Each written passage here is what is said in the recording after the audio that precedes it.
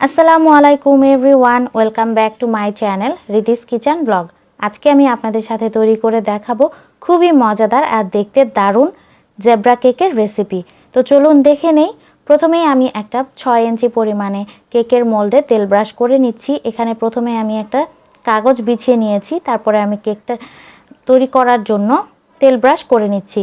আর দিয়ে দিচ্ছি এখানে 1 কাপ পরিমাণে ময়দা, দিয়ে দিচ্ছি 1 চা চামচ পরিমাণে বেকিং পাউডার, দিচ্ছি পরিমাণ মতন লবণ। এবারে আমি একটা স্প্যাচুলার সাহায্যে ময়দার সাথে বেকিং পাউডারগুলোকে ভালো করে মিক্স করে নিয়ে চালনি দিয়ে চেলে নিচ্ছি। এবারে আমি এগুলোকে ঢেকে রেখে দেব একটা সাইডে। আর এখানে একটা বাটির মধ্যে নিয়ে নিচ্ছি 4টা নর্মাল টেম্পারেচারে রাখা সাদা ডিমের অংশ।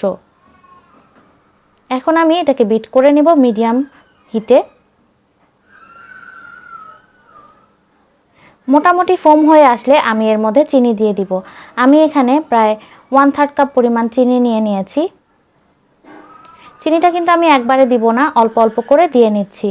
আর অবশ্যই কিন্তু আপনারা সাদা চিনিটা ব্যবহার করবেন, আর লাল চিনি দিয়ে কিন্তু কেক ভালো হয় না।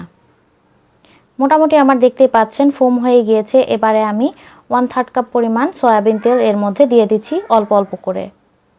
তেলটা মিক্স হয়ে গিয়েছে। এখন আমি এর মধ্যে ভ্যানিলা এসেন্স দিয়ে দিচ্ছি 1/2 চা চামচ পরিমাণ। আপনারা চাইলে এখানে ভ্যানিলা এসেন্সও স্কিপ করতে পারেন, অথবা চাইলে অন্য যে কোনো এসেন্স দিতে পারেন।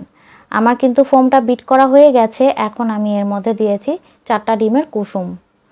কুসুমটা দেওয়ার পরে আমি হালকা একটু বিট করে নিব। এই পর্যায়ে আর বেশি সময় ধরে বিট করার প্রয়োজন নেই। এবার আমি ব্যাটারটার মধ্যে ময়দার মিশ্রণটাকে দিয়ে দিব। আবারও আমি একটু চালনি দিয়ে চেলে নিচ্ছি। এতে করে আমার কেকটা কিন্তু অনেক বেশি মসৃণ হবে, আর কেকের ভেতরে কোনো ধরনের লাম্পস থাকবে না। আমি অল্প অল্প করে ময়দার মিশ্রণটাকে এর মধ্যে দিয়ে নিব। আর খুব সাবধানে আমি স্প্যাচুলার সাহায্যে এটাকে মিক্স করে নিচ্ছি, দেখতে পাচ্ছেন। ভিউয়ার্স, আপনারা যারা আমার চ্যানেলটিকে এখনও সাবস্ক্রাইব করেননি, ভিডিওটি দেখতে দেখতে সাবস্ক্রাইব বাটনে ক্লিক করে দিবেন, আর পাশে থাকা ছোট বেল আইকনটি প্রেস করবেন। এবারে আমি একটু লিকুইড মিল্ক এর সাথে অ্যাড করে দিচ্ছি। আপনাদের যদি ব্যাটারটা অনেক বেশি ঘন হয়ে যায়, সেক্ষেত্রে আপনারা লিকুইড মিল্ক অ্যাড করতে পারেন। আর যদি পাতলা থাকে, সেক্ষেত্রে লিকুইড মিল্কটা আপনারা চাইলে স্কিপ করতে পারেন।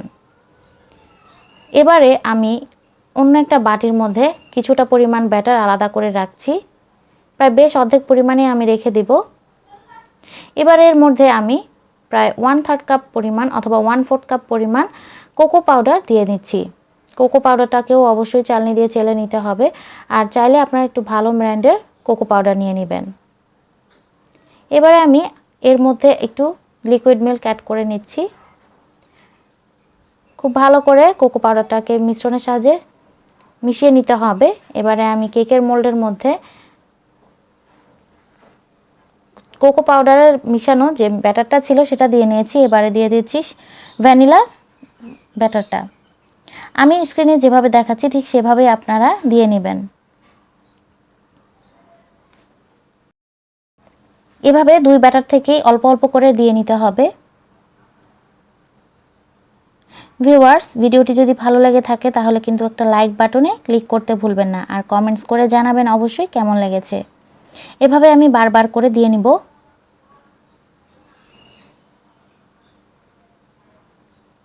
একবার চকলেটের ব্যাটার আর একবার ভ্যানিলার ব্যাটার, এভাবেই কিন্তু আমি বারবার দিয়ে নিতে থাকবো। আশা করছি আপনারা বুঝতে পেরেছেন।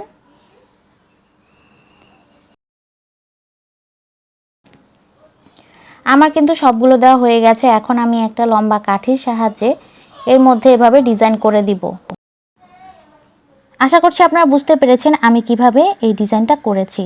আজকে আমি কেকটা বানাবো ওভেনের মধ্যে, ইলেকট্রিক ওভেনে। আর সেক্ষেত্রে আমি প্রথমেই ওভেনে প্রিহিট করে নিয়েছি 180 ডিগ্রি তাপমাত্রায় 10 মিনিটের জন্য। এবার আমি প্রিহিট ওভেনের মধ্যে কেকটাকে দিয়ে নিচ্ছি 30 মিনিটের জন্য বেক করে নিব। 30 মিনিট পর আমার দেখতেই পাচ্ছেন কেকটা কিন্তু খুব সুন্দরভাবে হয়ে গেছে। আমি একটা কাঠি ঢুকিয়ে চেক করে নিয়েছি। তো আমি এখন একটা পিস আপনাদেরকে কেটে দেখাচ্ছি কেমন হয়েছে ভেতরের দিকটা। দেখতে পাচ্ছেন খুবই সুন্দর দেখতে, আর এটা কিন্তু কাউকে গিফট করতে গেলেও অনেক বেশি ভালো লাগবে। তো আজকের মতন আমি এখানেই বিদায় নিচ্ছি। আল্লাহ হাফেজ, সবাই ভালো থাকবেন, সুস্থ থাকবেন।